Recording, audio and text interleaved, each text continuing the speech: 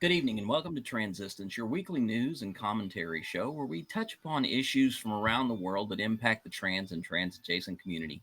I'm one of your co hosts, Genevieve Bergman. And I'm your other co host, Emily. It's wonderful to have you all here. Happy New Year. This is your first transistence of the new year, and let's hope that we started out with a bang. I know for a fact we're going to. We're starting with a lot of really good news here, so let's get into it.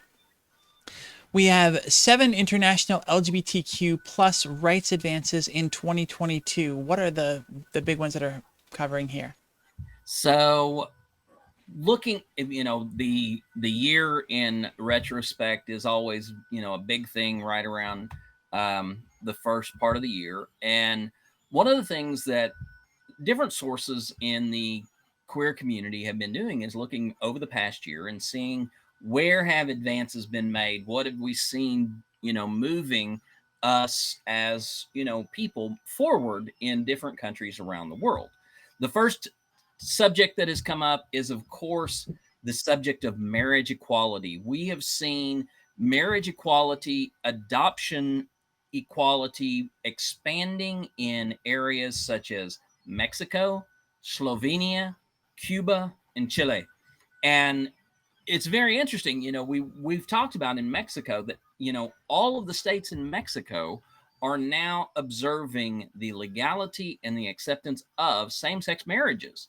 And for a country dominated by the Catholic faith, it's very interesting to see that because they've been pushing back on same-sex marriage just as much as the right-wing ultra um, fundamentalist groups here in the US. So to see places like Mexico, to see places like Chile, Cuba, even, where we saw so much of the communist regime holding over and the tightening down on um, that country, we're seeing these countries advance same-sex marriage equality, same-sex adoption rights. And so that's the biggest story of this last year.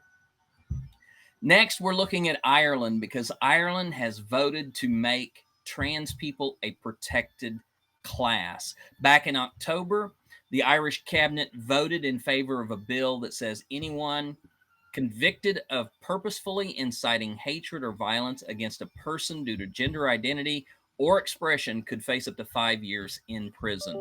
So, transphobic, trans antagonistic attacks, especially people who would actually carry out violent attacks towards trans individuals, um, they are now being faced with 5 years just for that aspect of it. Another great story coming out is that Greece banned genital surgeries for intersex babies.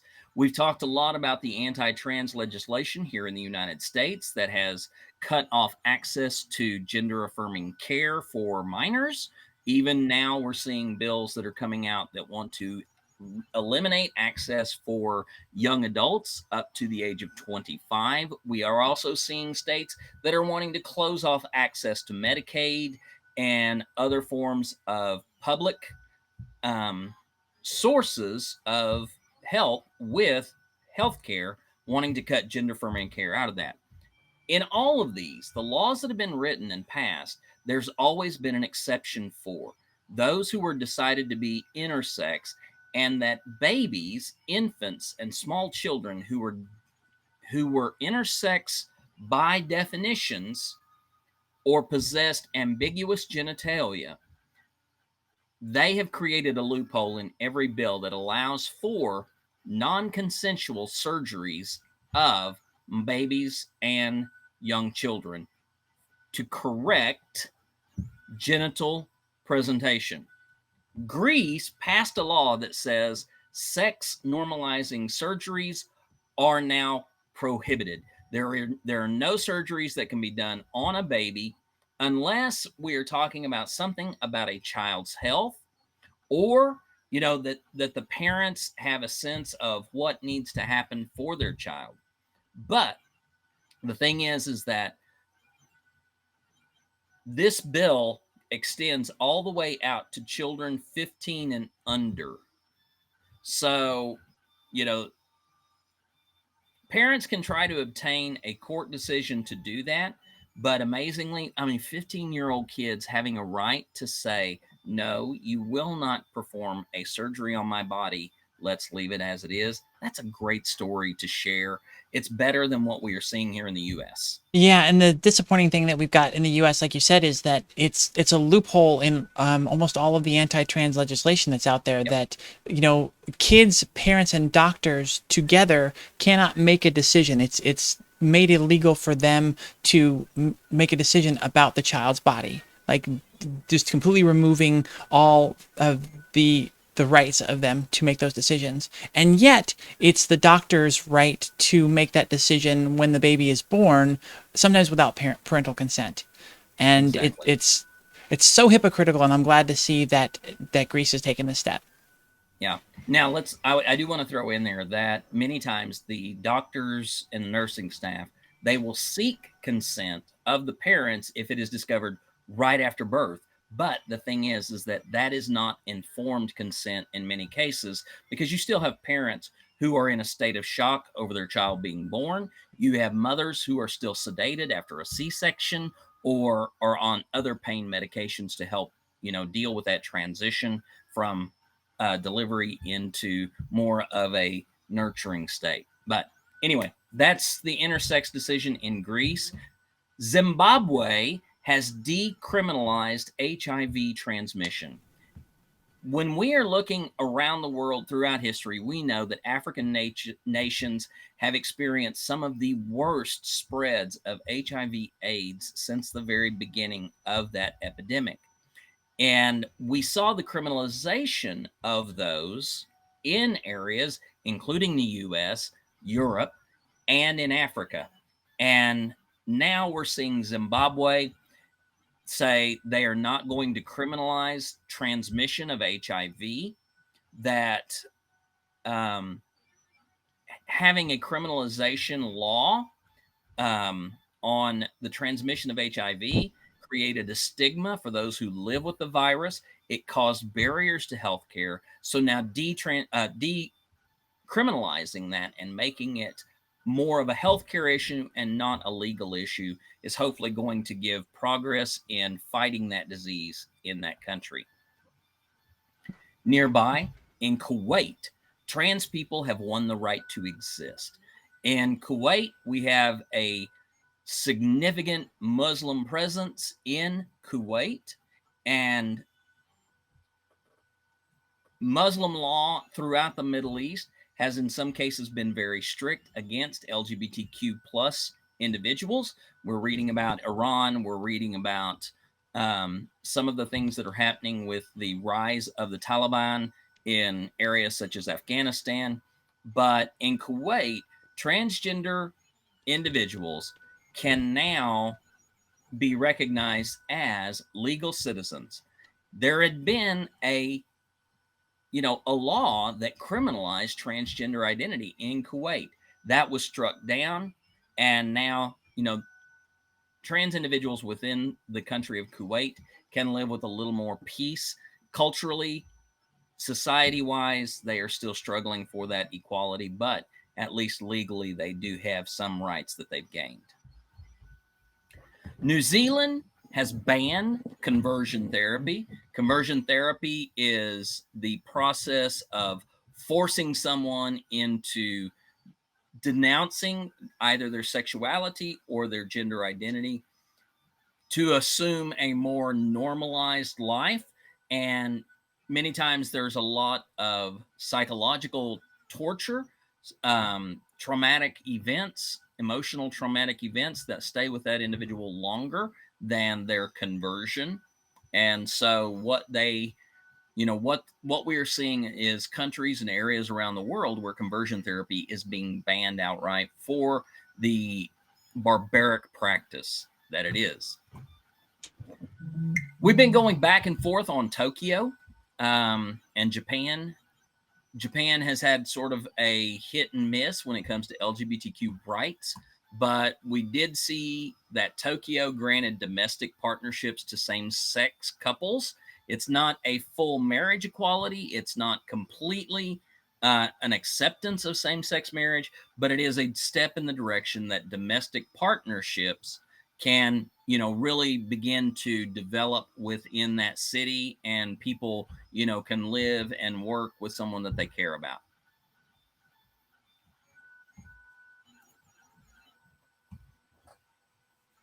All right. Our second story is another positive one. I love this one too. And this is 5 things that President Biden did for the LGBTQ people this year.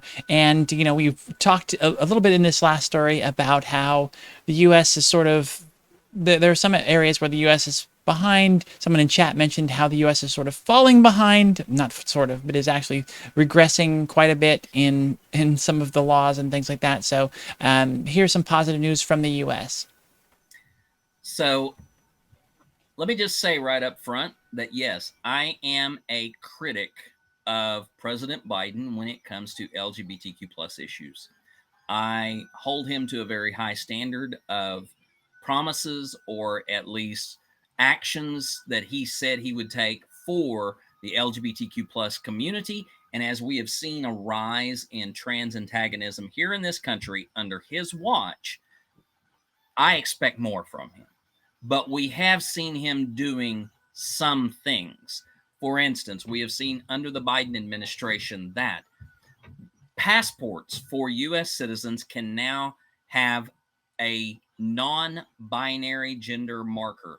Instead of forcing someone to choose male or female, they are now allowed to use the X in their gender marker category of their passport. So if somebody does not want to have male or female, especially in a case where, for instance, a transgender woman would have reason to travel to another country where transgender people would be incarcerated, if that passport is marked with an X, then they at least have a degree of protection in that. It's not perfect, but it's a degree of protection. Secondly, in October, we saw that the Social Security Administration has made it possible for individuals to self-select their sex on their Social Security records. You don't have to provide legal, you don't have to provide medical proof of a gender change. All you need to do is go in and self-designate your gender to update your Social Security information, which is a great thing because in terms of what Social Security actually does is, gender doesn't matter in this case. So you're still putting the money in that you're putting in. You're taking the money out when you take the money out. Gender has no designation in the movement of that process. So why did we need to have a strict gender association? Some people will say, well, it's identification. Actually, no, it's not. We didn't have Social Security until I think the 1950s. And so Social Security has not ever, it was not a hardcore identification number. It's not a national registry or a national identification number. It just happens to be a documentary number that the United States government uses as a part of this program that was set up in the 1950s. So we've seen that you can go in and you can apply for your Social Security under your new self designation. The Biden administration,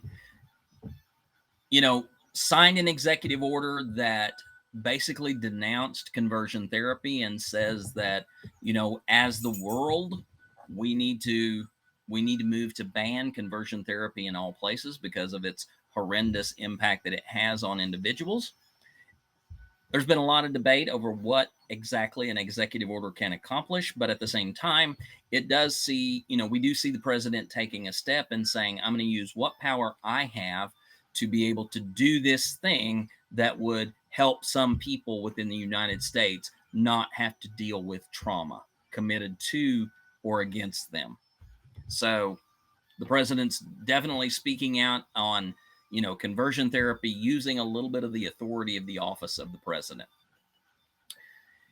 Now, the rest of it has pretty much been a lot of talk, but not a lot of action. We have seen President Biden stepping up and, talking about the bills that are being passed talking about how the administrations in states are going after trans individuals, especially trans youth, and they are, taking away from them the very basics of equal rights and citizenship for especially minors. They can't access healthcare. Um, they can't safely access public services. They can't necessarily find a comfortable setting in schools and environments such as that. So we've seen kids not and minors be the ones who kind of carry the heaviest load in this by this legislation. But the president has come out and said, I want you to know that I see you. I want you to know that, we know who you are, and we're going to do what we can to keep fighting for this. And then, of course, we saw, President Biden going all in by signing the Respect for Marriage Act and basically codifying same-sex marriage and allowing same-sex partners to have that freedom after that was threatened by the Supreme Court. And it's great that President Biden had made that big step, and probably the biggest act of LGBTQ allyship that we've seen from a presidential office. But in terms of the greater impact, we still have 2 more years to see what's going to happen. And legislation from the states is continuing to grow in severity. So, as I said, I'm critical of President Biden. I think President Biden needs to do more, needs to step up more, and be a greater leader in this area.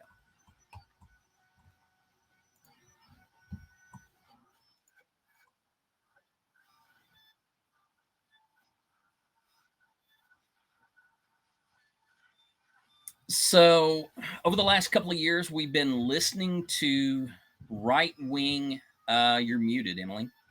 Um, we've been listening to the right wing talk about what the Constitution does and does not say.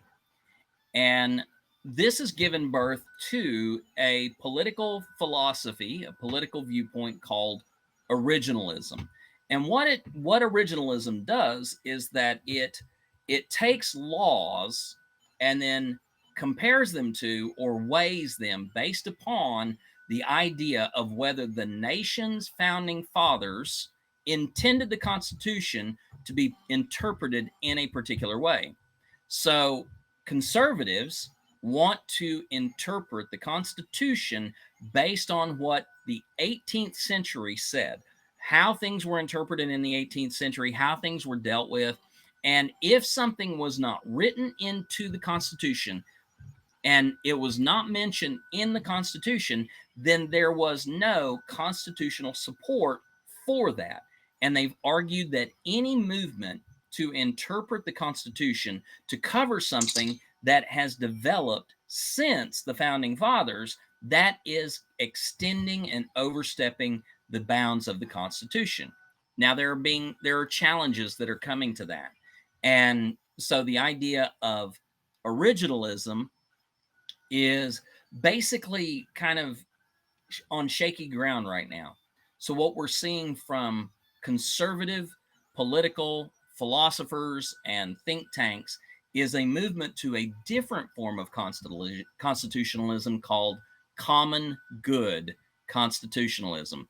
Now, we have already seen this in play. It goes back to the 80s, it goes back to the moral majority, it goes back to the idea that this country was founded on Christian principles of right and wrong, that this is the 10 Commandments, that this is the idea of our country in the United States is somehow a reflection of some idealized Christian national political system that is some mashup of theocracy and democracy.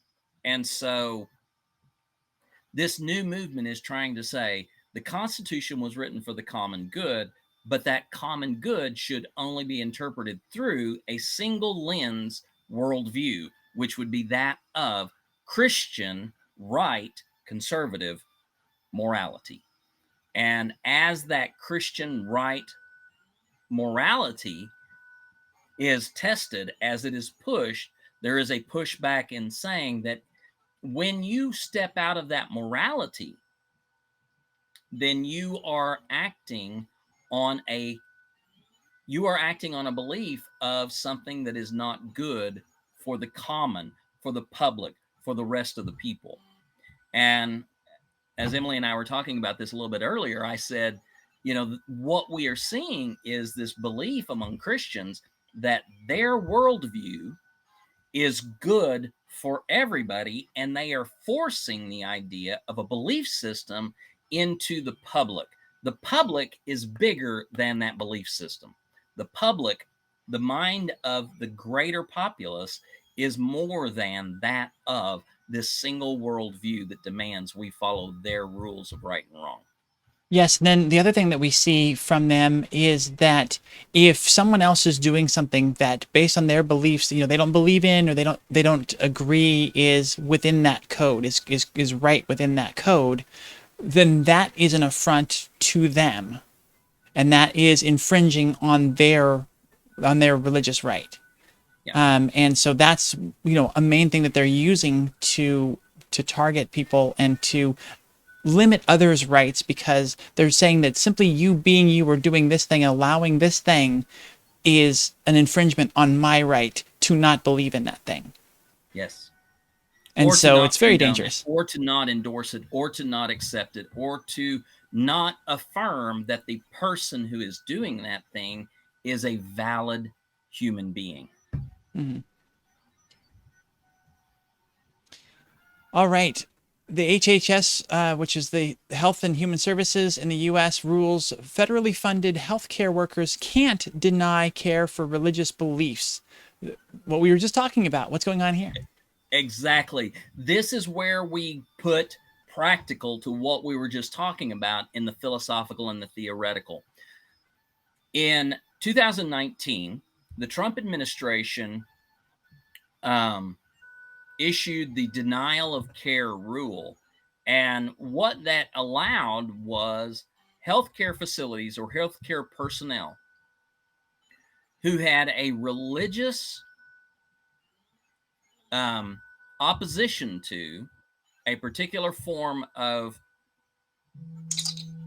life could then deny care to a person. So this was really played out in the space of gender affirming care.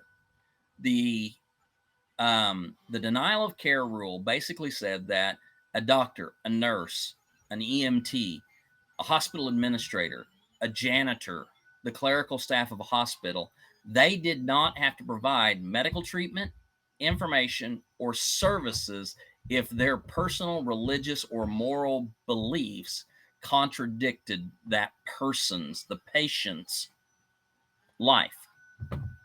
So the United States Health and Human Services Department has issued a new update, which basically says, yeah, we're doing away with that whole idea.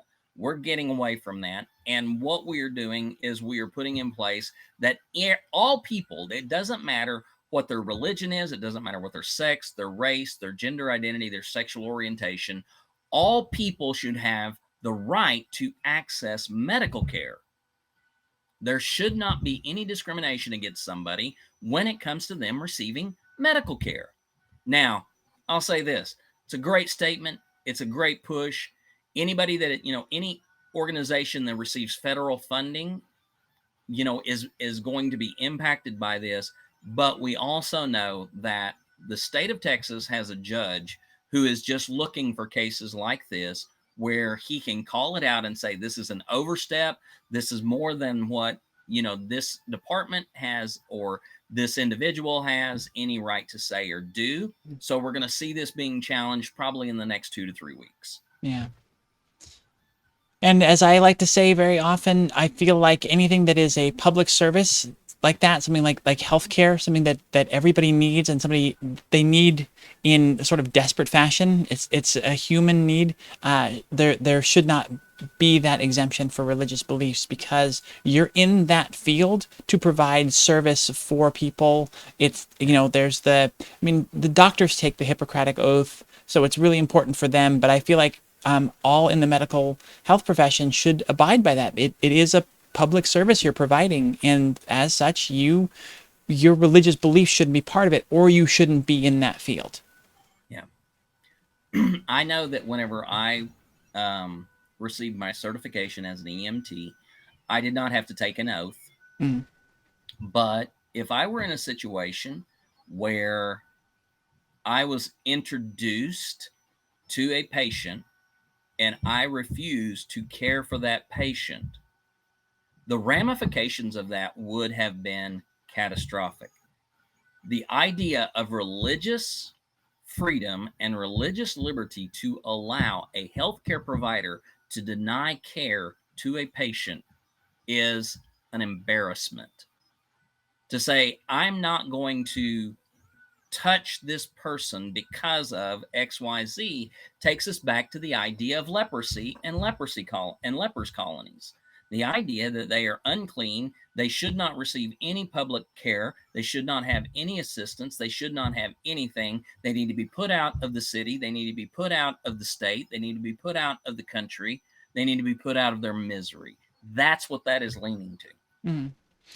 I had a surgery, and there was a chance for I had heard from a doctor the possibility of a trans surgery as well, but since it affected reproductive ability, the hospital that they were going to take me to wouldn't allow that part of it because it was a religious based hospital. And as Mira points out there, in their area, it seems like all the hospitals are religious hospitals, and that is a problem. That is a problem. And I switched hospitals because I'm like, yeah, is there another hospital in the network? Because I will go to a place more more out of the way, less convenient, for the sake of not supporting a hospital that has that policy. Yeah. And when you look at the country, two of the biggest hospital systems are run by Baptists and Catholics. Two of the biggest opponents of gender affirming care as well as abortion. All right, y'all, we are going to take our first break. We're taking 2 breaks today. So we're going to pay some bills with some ads. But also, I wanted to point out that one of our recent messages there in chat, just 2 up from the bottom, is about a new survey that we have. We are running a survey to get your opinion on the show, what you think about it, what you like, what we can improve. So please take a second to click on that link and go check that out and fill it out. It'll really help us and help us with our goal, which is to make the best show possible for you, for what you want. So go hit that now. We'll take a quick break, and we'll be right back. Hi, everyone, and welcome back. Thank you all for being here tonight. Again, just a note about this next section. The last story is the hard one today. It's a really hard one for me as well. So we're going to do that one. We're going to... I'm going to trigger warning before that one. We're going to do that one. We'll take a quick break for kind of a mental check-in where we'll be talking to y'all, and then we'll take another ad break. So if we get to the trigger warning and you don't want to hear or know what's going on, just go ahead and just check back in. And when you see us go to break, then you'll know you're safe and can come back in after that. So moving on, we've got an obscene new anti-trans draft bill in Montana. So this actually comes to us from Aaron Reed, or Aaron in the Morning, who is a trans activist who is out there reading all the news that's coming across and informs us of this. And on her Twitter page, she shared a new bill that has been drafted and is going to be introduced in Montana. Now, here's the thing. This bill is very similar to what we saw introduced as coming in 2023 in Texas. And what this bill will essentially do is it will define drag performer in this way. A drag performance means a performance in which a performer exhibits a gender identity that is different than the performer's gender assigned at birth using clothing, makeup, or other physical markers, and sings, lip syncs, dances, or otherwise performs for entertainment to appeal to a prurient interest. Now, a lot of big words in that. Drag performance.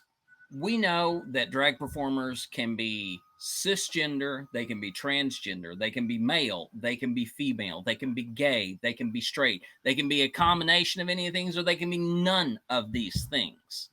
It is not a function of their gender or sexuality. It is who they choose to take on as a persona on their stage presence.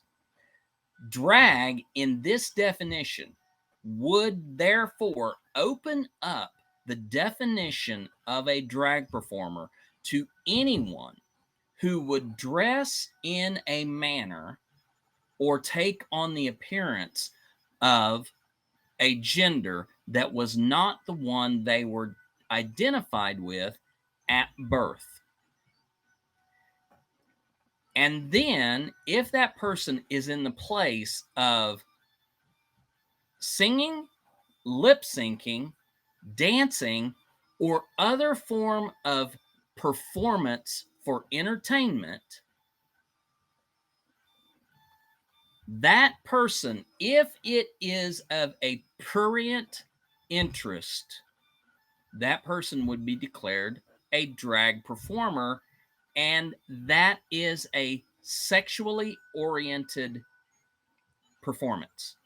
How do we know this? Because in the definitions it says a sexually oriented business means a nightclub, bar, restaurant, or similar commercial enterprise that provides for an audience of 2 or more individuals, live nude entertainment, or live nude performances, or a drag performance, and authorizes on premises consumption of alcoholic beverages. Now, this bill is designed to prohibit minors from attending a drag show or prohibiting minors from entering sexually oriented businesses or preventing drag performances in schools or libraries that receive state funding. But the thing is, this definition that is set out in here is so broad, it is so general, that it includes transgender people who are in a public venue to do some type of entertaining performance without any definition of what that entertainment is. And the idea of prurient interest is defined by the individual watching the performer, not by the performer themselves. So when we talk about prurient interests, if someone has a thing for trans people, if they are fetishizing a transgender person, that is a prurient interest. So it doesn't matter the intent of the performer or the performance or the venue, the subject matter, any of that stuff. If a person watching it could view it in a prurient way, Yes. Not super familiar with that word. That's just not one I use in my lexicon very often, but that then makes that illegal. Exactly. And just to kind of step this, into a kind of clearer situation,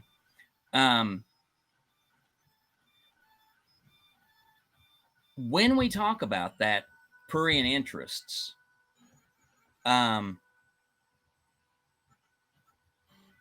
that word doesn't necessarily require any form of enticement on the part of the actor, of the performer. It doesn't require anything on their behalf. And when we have an entire class of people saying that transgender people are sexualizing children by talking about gender identity when they sexualize the very concept of gender to the point that if you mention it and it has some form of gender identity component to it, that is a prurient interest in their minds. Right, Beverly. Having or encouraging an excessive interest in sexual matters. My definition of how this bill is dangerous. My example of that is this.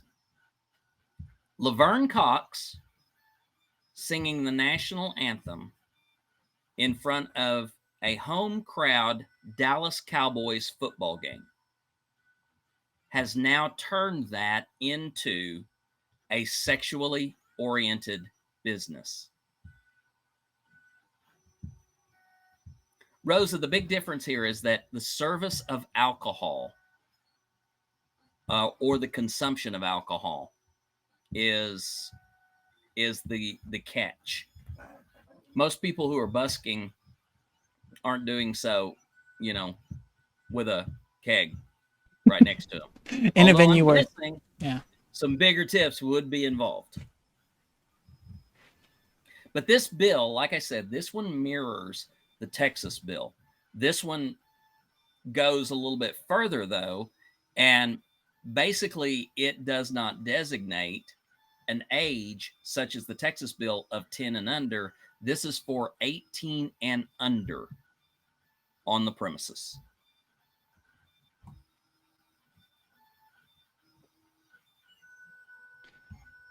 All right. Ron DeSantis threatens statewide venues for hosting a drag queen Christmas event. So, again, practical story following a theoretical story. The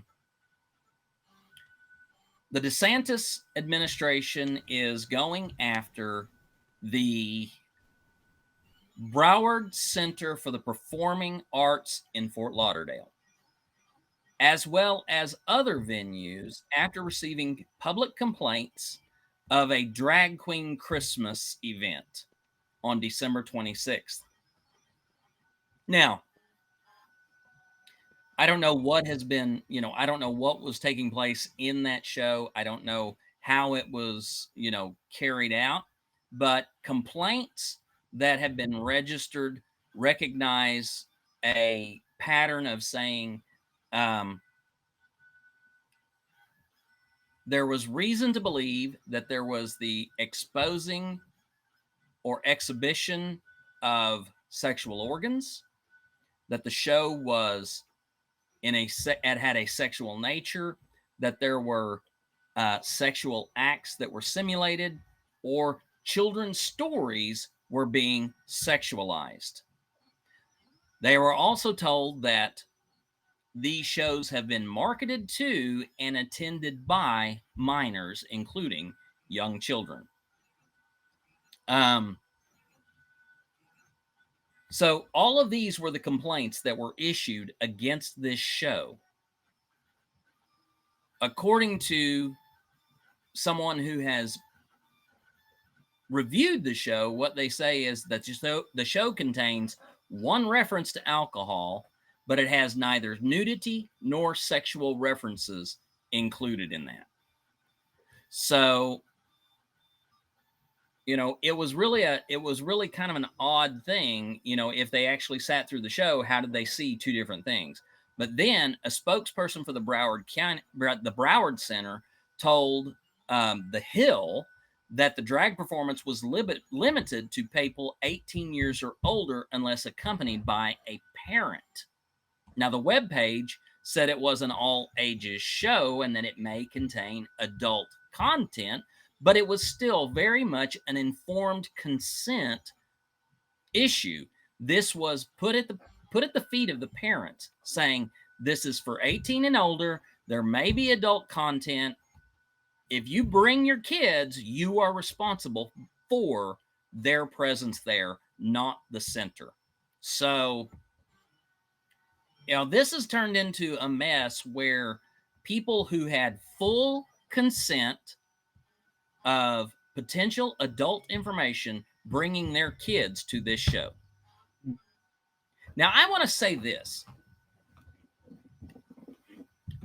When Deadpool came out, the original Deadpool movie, there was a lot of talk about how it was a rated R show, a rated R movie, that there was going to be a lot of content in it that would be controversial, that really it should have been almost pushed to an NC-17, but it was given the rated R rating, which means no one under the age of 18 can enter unless they are accompanied by an adult. Now, if you've seen Deadpool, you know that there's cursing, you know that there's violence, and there is some very heavy sexual content in that. When I went to see Deadpool, there was what looked like an entire birthday party of like 8 to 10-year-olds. There were 7 or 8 kids on the front row watching that movie. So if there was sexual content in that movie, why did the theater allow those kids to go into that theater to watch that movie? The simple answer is parental choice. I was going to say grooming, but hey. This is the same thing, though. These parents brought their kids to this show after being informed. They were told, hey, this might push the bounds a little bit. Now, it's back on the parents. But who gets targeted are the venues. They're going after the venues. And Emily and I had a little bit of a discussion about this. It is not the performers who are at fault if the content of a performance violates city code. Mm-hmm. It is up to the management to ensure that the performers are within city code, because those venues' licenses depend upon following the city codes. And if their performance steps outside of the boundary, then the city can step in. They can pull the licenses to have events. They can pull the licenses to serve alcohol, serve food, and they can make things very impossible for the venue. This was the case where they are now pushing against the venue for allowing an event to happen, even though the parents had informed consent. Well, I would say that this is really unfortunate and really problematic, but we saw in an article that we covered 2 weeks ago about another drag show that, it was about Matt Walsh calling for violence in arresting the people who performed in a drag show, as well as it was basically a violent arrest. So you tackle them and knock them down and drag them out by their heels. But then also calling for the arrest and I don't know. I don't know to what degree he would call for, but all of the people that were there in attendance and the parents, basically saying that parents shouldn't have the right to choose what their kids are exposed to. Right. And, now we see people going after venues. We see vigilantes doing it, and we see violence, people throwing Molotov cocktails and shooting bullets at windows and things like that with places where venues that host drag shows. And now we see them politically going after the venues. It's really unfortunate, especially since, all of the caveats were there. All of the consent was there. It was completely informed consent, like you said. So this is very problematic, because they claim that it's the rights of the parents to make the decisions for what their kids can and can't do or see or learn about, and yet they're saying, oh, but you don't have the right to choose in this case or in this case or in this case. And it's just a high level of hypocrisy. yeah, it is a super high level of, just, okay, so parents, we're going to write the the rights that you have into our fundamental statement as conservatives. And then we're going to take all of those things away when they don't measure up to our moral standard. Mm-hmm. Yep, I say it over and over again, states' rights to limit the rights of the individuals. Right. And look, right now, I mean, if I could get the money scraped together, I'd give somebody a $10,000 bounty to find out what Mount Walsh's browser history looks like.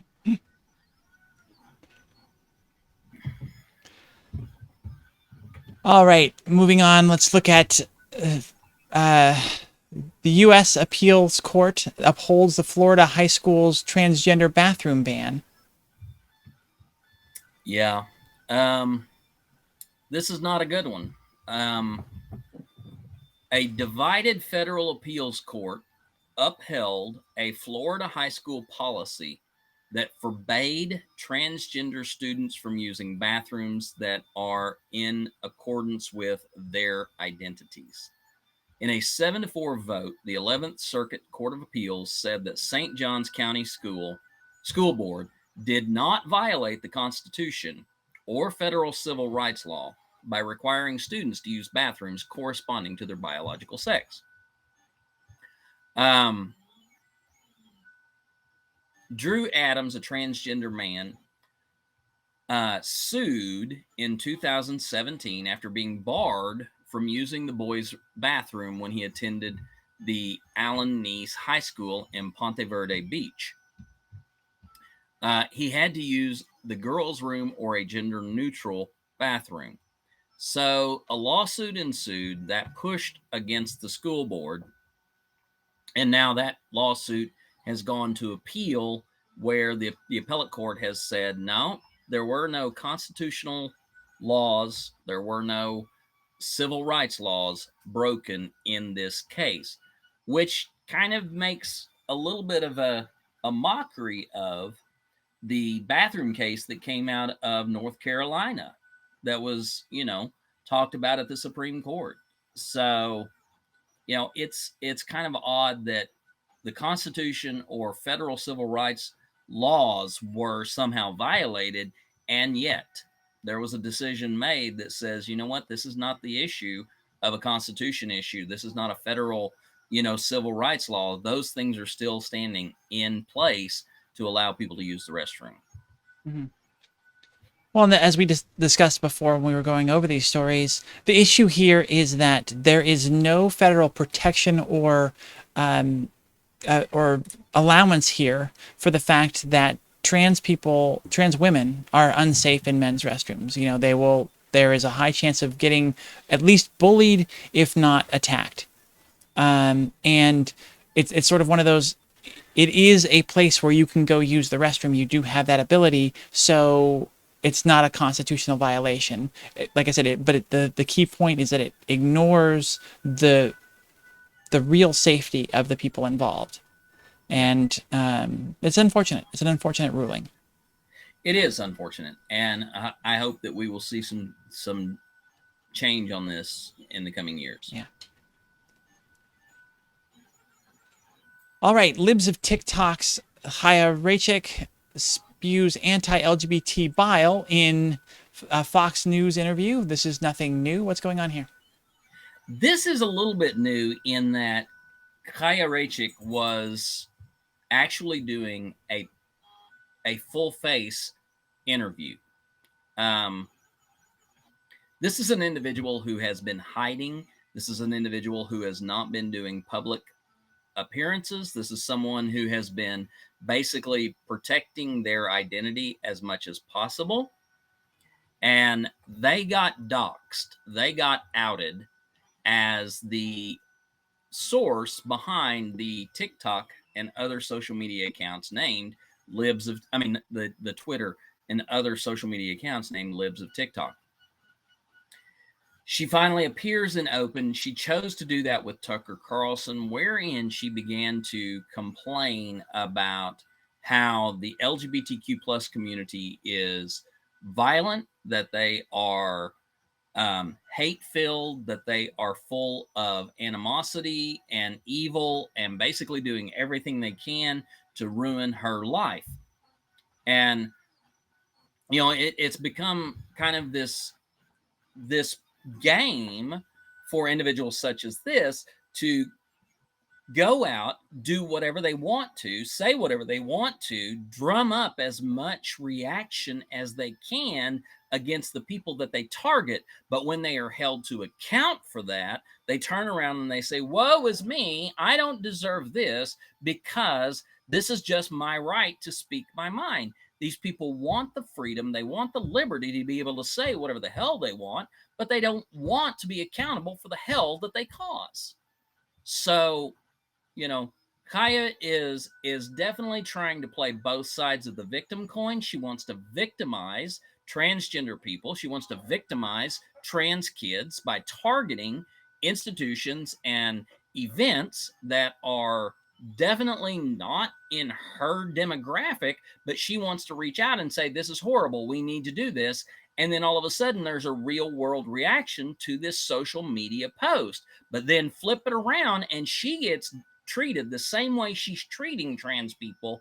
And all of a sudden, oh my God, I am the victim here. They are so mean. They are so terrible to me. This isn't just hypocrisy. This is the blindness that we are seeing from these talking heads, these mouthpieces for violence.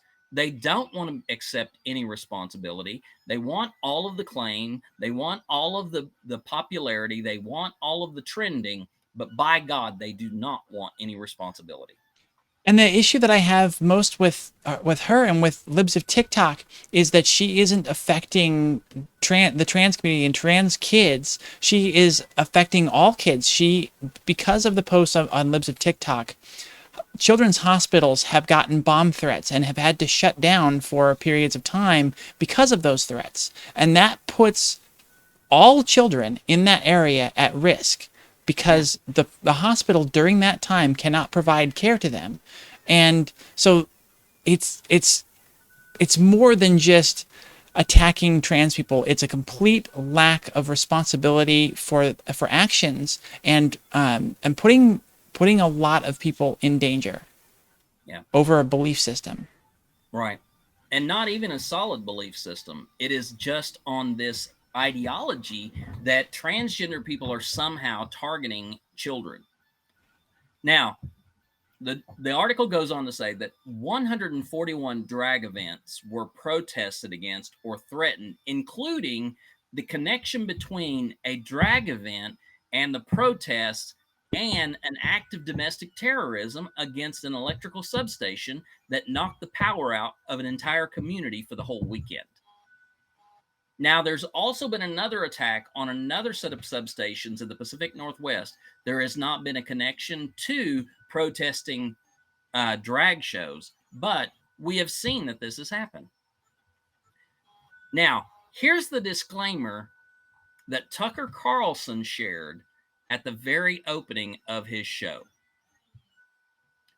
Carlson lamented how the public ought to be cautious in its consumption of news and information because of bias in reporting. And then turned around and said that Libs of TickTock is a legitimate news source. Oh, the irony. Right? That's the funny thing, is that Tucker Carlson, who has made as much of a mockery of bias as possible, he has taken it to the extreme.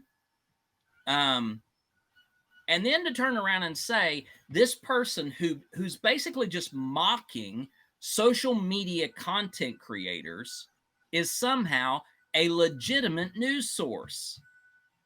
Kaya Raichik does not produce any news. All she does is target content creators and mock them with her content. It's not news, folks. It's targeting content creators, and that's it. The first openly gay Knesset speaker said to be infected with a disease by a top Israeli rabbi. Rabbi Mir Mazuz has called openly gay Knesset speaker Amir Ohana disease for being a part of the LGBTQ plus community. During an online lecture, the rabbinic leader of Tunisian Jews in Israel basically went on a vile rant about the queer community. And in that rant, Mazuz insinuated that Ohana's sexual orientation was the cause of the Meron stampede disaster in April of last year, which saw 44 people killed and as many as 150 injured. At the time of the stampede, Ohana was public secretary minister and in charge of overseeing the event's planning. So Mazuz drew the conclusion. 2 years ago, something happened at Meron, and they say that the minister who was responsible for the event was touched with the disease, implying being queer. So, do we even need to question why it happened to us? He then went on to comment on the annual Jerusalem Pride, saying that its participants were beasts walking upright. Close the windows and tell your children that this is a parade of beasts and that they shouldn't look. There are beasts here who walk upright. So, I mean, this is a prominent religious leader in Israel coming out decrying the moral as well as the spiritual as well as the political aspects of a member of the Knesset. That's, I mean, this is really stepping into some dangerous territory.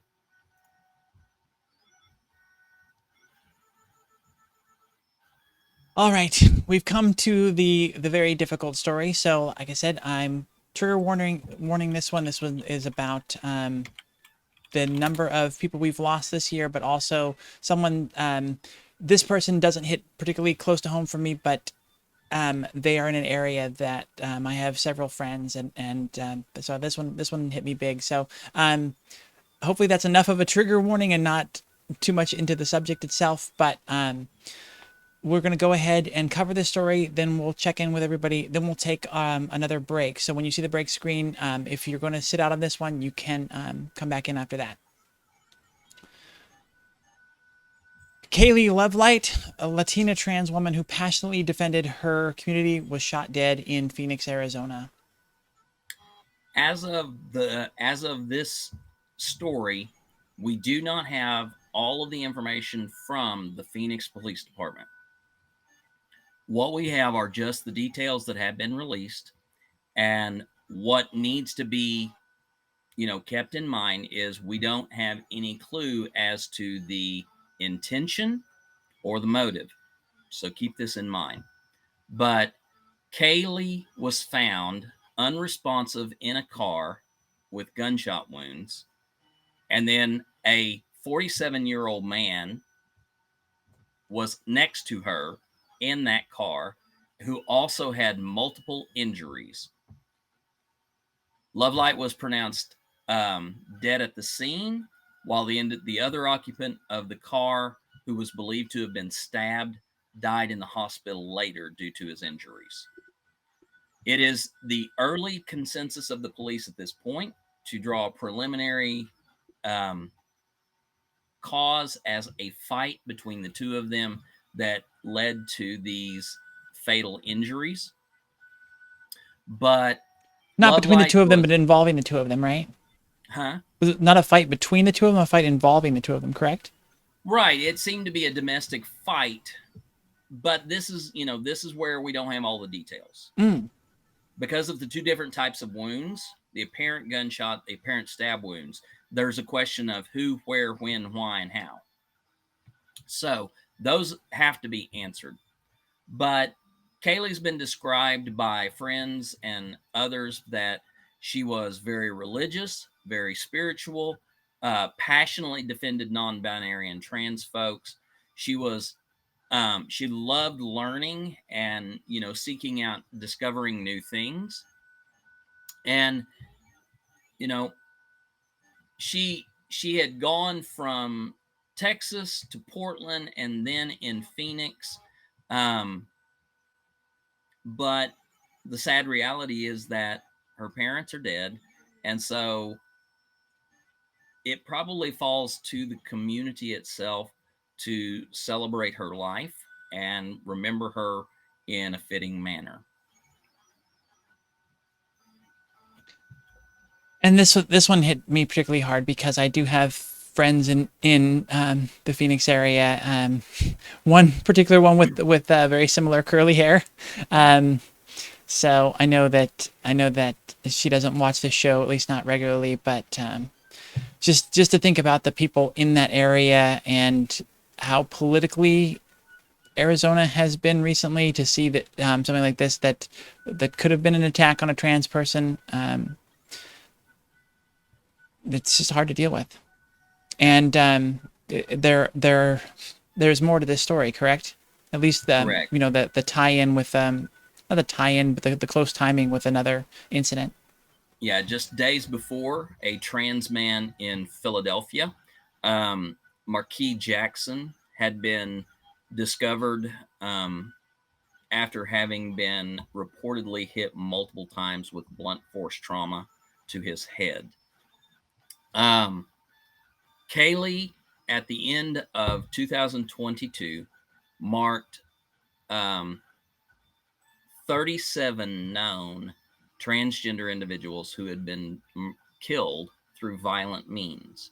Now, not all of those were necessarily trans antagonistic attacks. Not all of those have been fully investigated, nor have they produced, not all of them have produced charges to be pressed. But as what we know right now, 37 identified transgender people died by violent means in 2022. And that's 37 reported cases. A lot of times, cases aren't reported as happening to trans people because people are dead named or misgendered in the reports, and the fact that they're trans is not taken into account. So these aren't necessarily the complete numbers. Right. And according to one research article we talked about a few months ago, the underreporting can be sometimes almost up to 50%. So solemn news and a reminder of our need to be safe out there, and to make sure that we travel with friends, that when you go out, make sure that people know where you're going and know where to find you. Just do what you can to be safe out there. Yeah. So we're going to take just a little bit of a break here and do a check-in. The new year is upon us. The holidays have passed over. There are some people who experience a very difficult time during the holidays. And with those now being over, there may be some of the fallout of that still lingering.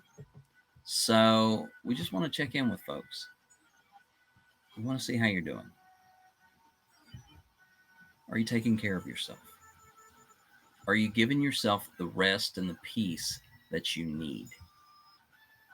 Are you allowing healthy and good content and thoughts come into your life to counteract any of the bad that you may have experienced?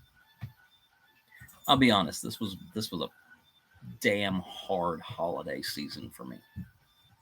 For those of you who may not know, I broke up with a partner who lived with me, and she had been living with me for 4 months. I broke up with her the week of Christmas. She moved out on the Monday before Christmas. I spent Christmas and my birthday and New Year's Eve by myself. So this one was a hard one for me. I spent time with my son who lives with me, but my son who lives at a distance, I haven't seen him yet. So that's tough. But what I am doing is putting good things back into my life. I'm putting good things in so that the negative that I experienced is being outweighed by the positive. I'm finding outlets for my creativity, for my interests. I'm doing the things that I can to be healthy for myself, and that's improving my mental state. So, what are you doing? How are you taking care of yourself? I did a 10-hour stream yesterday with everybody here. A lot of the people here in chat were there for that. That was very fun. I did a drawing. I haven't drawn in a long time. I was looking forward to the excuse to draw again. That was a lot of fun. So, Y'all, Emily is not going to do this, so I'm going to do this. Emily's a fucking phenomenal artist and has talent galore. And if you didn't see the stream, Emily showed me what she drew, and oh my God, it's beautiful. I got the pleasure of getting to see Emily's art when I went to visit her a year and a half ago, and it's amazing, y'all. well, thank you so much, Jeannie. So thank you so much for saying that. One of the things that I do, I don't necessarily draw a ton these days. That's why it was great to be able to do that. But I do a lot of graphic design. So this whole screen here, everything on it was designed by me. Well, actually, the video in the backgrounds here was just something I found on Pixabay. But the logos and everything and the layout, the look and feel of most things on the Transverse, I've done. So I get a good outlet for doing stuff by having this organization. So it's good for me. But I love the chance to do more artwork, and I really appreciate everybody supporting me and saying sweet things like that. That's really great. Thank you.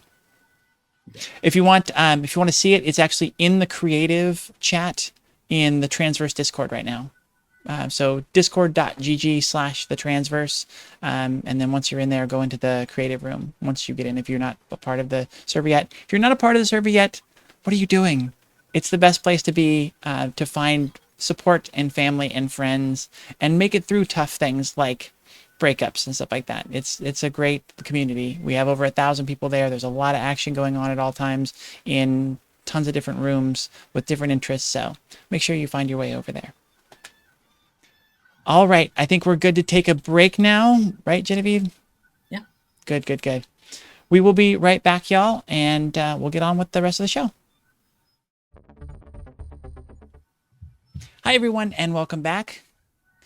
Let's move on to our next story as we see thousands of trans people enrolled in Medicaid don't have gender-affirming care coverage. What's going on here, Genevieve? So Medicaid is a federally funded insurance program that is administered at the state level. And we already know that transgender people don't have access to gender affirming care in great numbers as it is. But when we start looking at those who do have access compared to those who do not, it gets a little more fuzzy on how, how much equality there is within this country. The Williams Institute found out that 276,000 transgender adults are enrolled in Medicaid. That's only about 21% of the estimated 1.3 million adults who identify as trans. So we start with a number. Right around 20% of trans people have access to Medicaid. Of those who are enrolled, 60% have clear access to coverage for gender affirming care. However, 27% live in states where the laws either say nothing or are not clear regarding coverage for gender affirming care, and 14% live in states that actively ban coverage of gender affirming care for Medicaid. Now, this can be surgical, this can be hormone, or this can be other forms of treatment. According to the review of what is happening in the states right now in the United States, the states that ban gender affirming care from accessing Medicaid are South Carolina, Tennessee, Texas, Arizona, Nebraska, Florida, and Missouri. We are seeing other states that are moving to do this. In addition, we are seeing legislation that is being drafted in the United States House of Representatives that will do this at the federal level, and it will prohibit federal funds from being used for gender affirming care. So we're looking at any Medicare, any Medicaid, anywhere would now be limited. So we are having to really pay attention to this wider issue of insurance, of Medicaid. We have states that are trying to push Medicare and Medicaid to the point that they will stop covering adult gender affirming care so that private insurance companies will stop providing gender affirming care, because Medicaid and Medicare lead the health insurance industry. Whatever Medicaid and Medicare do not cover, private insurance will soon not cover those things either.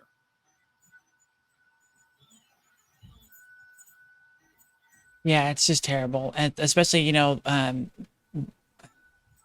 when you're talking about Medicaid, you're talking about people who are at the bottom end of the spectrum as far as income, and they have the fewest options, and so it's Yeah. really irresponsible for gender affirming care to be blocked in a lot of those cases because of that fact. It's really unfair, and again, it's people in power who have access to good health care and don't ever worry about this stuff that aren't considerate of these things. It's very unfortunate. Yeah, it is. Okay, so now next, moving on to sports news, the World Boxing Council will put trans boxers in a separate category after they've banned trans athletes from competing against cisgender athletes. Back in August, the World Boxing Council declared that trans boxers could not compete due to serious health and safety concerns. It firmly and unequivocally said they supported transgender rights and recognized that, gender identity of an individual athlete is to be regarded, but said that neither trans women nor trans men could compete against cis athletes, as it would be unfair because a combat sport bout should occur between two equally matched competitors. They've gone on to say that now they are going to be creating a third class for transgender boxers. Now, the interesting thing is that um, it doesn't sound like they are actually going to split this between transgender men and transgender women. It looks like they're going to put all transgender athletes in the same category. And they're looking to create a league or a tournament just for trans athletes. Now, there's no exact number of how many transgender boxers there are who are wanting to compete.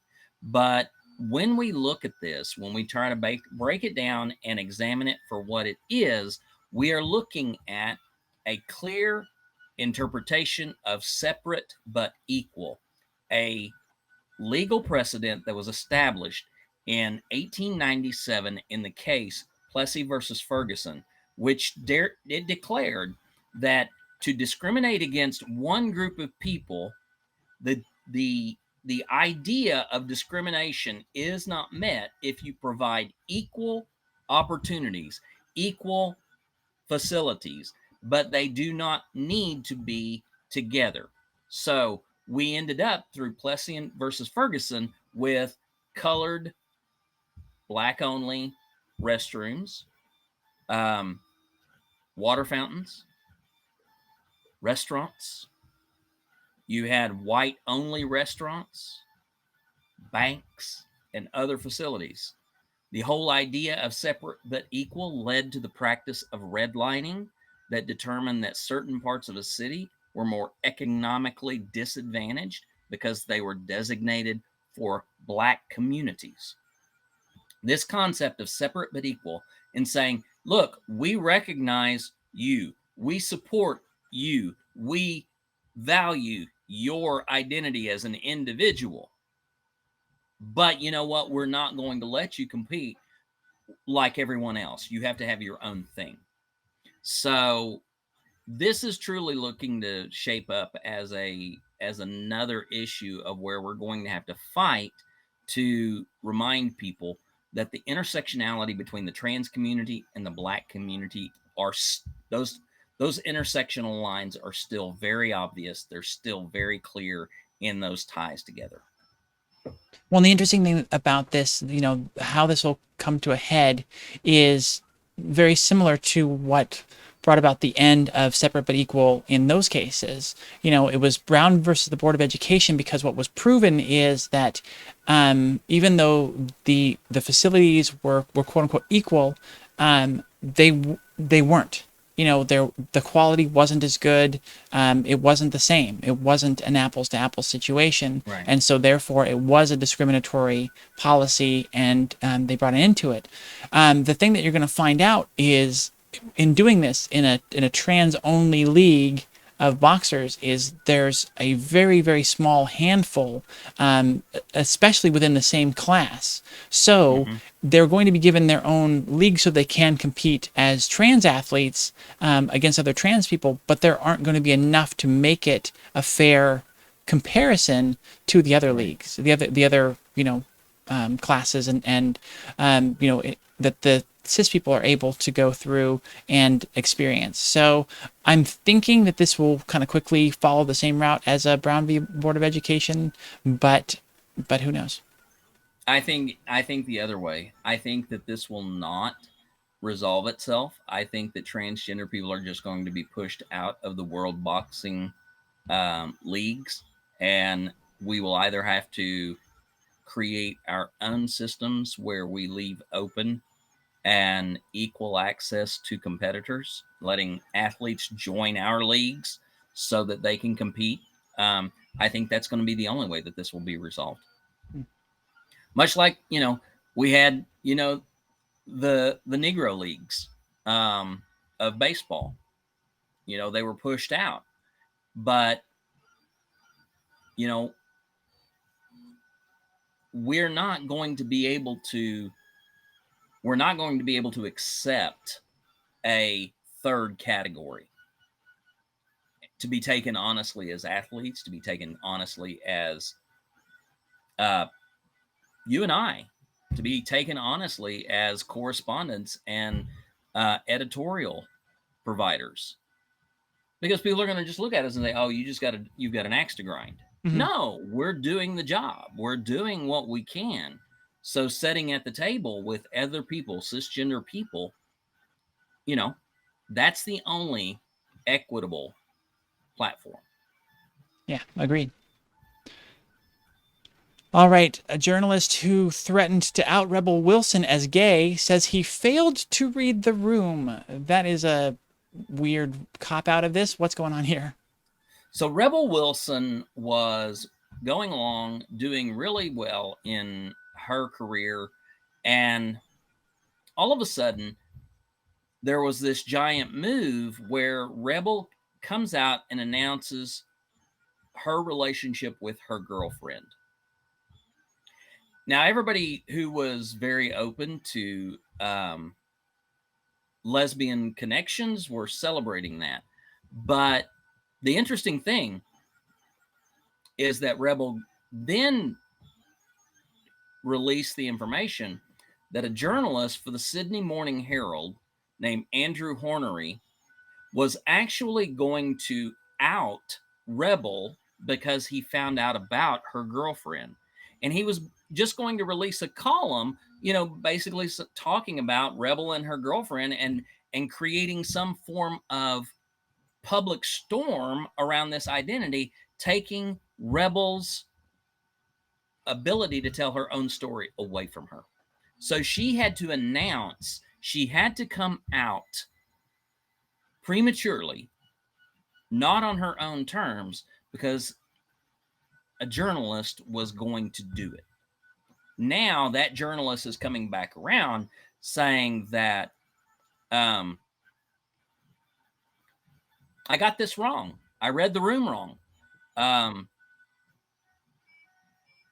You know, that somehow in the case of him being able to take his platform and use it to out another person, it was just a matter of saying, oops, I didn't see that you hadn't actually come out, and that you were, you know, that you hadn't declared what your sexual orientation was. I thought that was already known. So my boops, I'm sorry, let's just move on.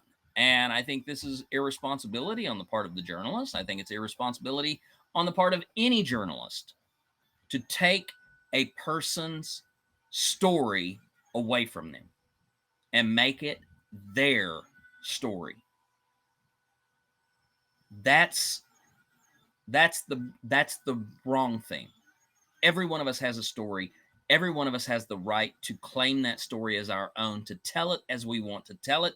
No one can force our story from us, nor can anyone take our story and make it their own. Our lives are valid. Our stories are valid. If we don't want to tell them, we don't have to. And no one should step in and try to take something from us when we don't want to release that. So I hate it that Rebel had to take her story back in such a way. I think this journalist is out of line, and any journalist who would do so should also be considered out of line. On to our next one here. London, New Year's Eve fireworks praised and criticized for "We're Here and We're Queer" pride message. So during all of the New Year's celebrations, as the clock struck midnight in London, when the clock struck midnight, a fireworks and media presentation began, centered around the Eye and Buckingham Palace. The display featured fabulous rainbow colors and LGBTQ plus anthems of renown. But one of the things that happened during the media presentation was the use of a message from veteran activist Peter Tatchell saying, "We are here, we are queer, and you better get used to it." Now, that anthem has been picked up and used across the queer community in many different places outside of the UK. And it's one that, you know, definitely fills the queer community with a sense of belonging, a sense of ownership in the space that we have. The problem that I have with this, though, is that London has been the hotbed of a movement of people who are lesbian, gay, and bisexual who want to remove transgender people from community as well as legitimacy. We're talking about the LGB Alliance that has done everything they could to prevent the banning of conversion therapy for transgender people. They have moved to block every effort to make gender recognition easier for transgender people. They have been behind the criticism of gender affirming care at the Tavistock Clinic, as well as gender affirming care at all levels. So for me, watching the London celebration with this announcement of "We're here and we're queer, you better get used to it," knowing that there is, you know, a community within London who really wants to remove transgender people from that community, seems to me to be a bit of gloss over a lot of poo.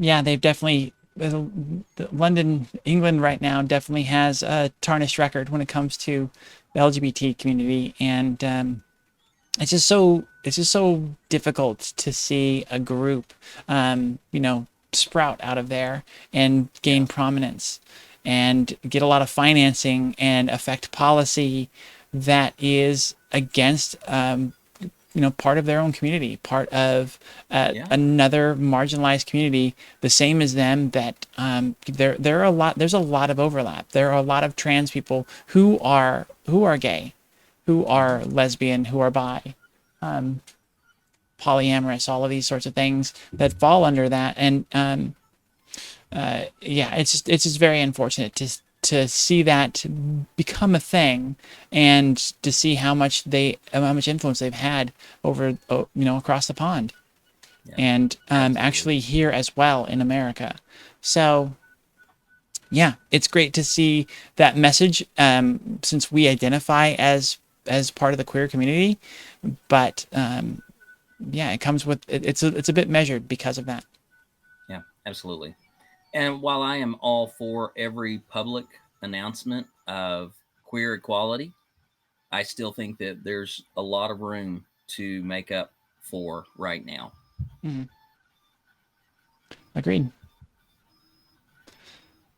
And it's good to see that their neighbors are doing good things, but unfortunately, a lot of the people, legislators in the UK are in England are pushing back, Yeah. and trying to make it more difficult, trying to make sure that those laws are not eased up. Those things are not easier to do in places like Ireland and Scotland, which Exactly. are trying to enact more trans friendly laws. Hmm. All right. Welcome in, DJ Shannon K. Right as we got to our last story, this is a short news cycle today. There's not a ton. The thing about that, and I pressed Genevieve on this earlier today. We're the next couple shows are going to be a little rough. There's a lot Yeah. coming down the pike, right? And I'm going to do everything I can to mix in the best of the stories possible because we are looking at a new legislative cycle. We already know that there's going to be a lot of push to advance removing gender affirming care. We know that there's going to be a lot of advance of anti drag um, performances. We're going to see protests. We're going to see probably an escalation of violence and domestic terror in regards to these events. So we can celebrate our wins. Um, let's take the wins when we can. I saw somebody that said in the chat earlier, it's like, it's so hard to, you know, talk about, good news because it's basically just moving us from cataclysmic to horrible. Yeah, it is, but that's the steps in the right direction that we need to take. That's what we need to celebrate because, in the end, if we don't celebrate every opportunity that we get, if we don't take every victory and claim it and dance around it and say, hey, this is awesome, this is amazing, this is the thing that we need to put out there. Look, y'all, 37 identified trans people were killed by violence in the last year. That number was 55 the year before. A high water mark. That's a victory. That's a victory. So let's celebrate that. Not the celebration of the loss of life, but celebrate those lives. And let's also thank whatever gods or goddesses or deities or energy sources that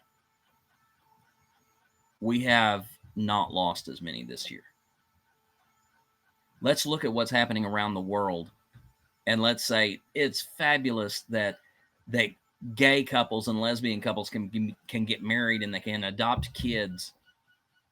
It may not happen here, but they can do it in other places. And yay, celebrate that. Celebrate that in Kuwait, that transgender people are no longer criminals.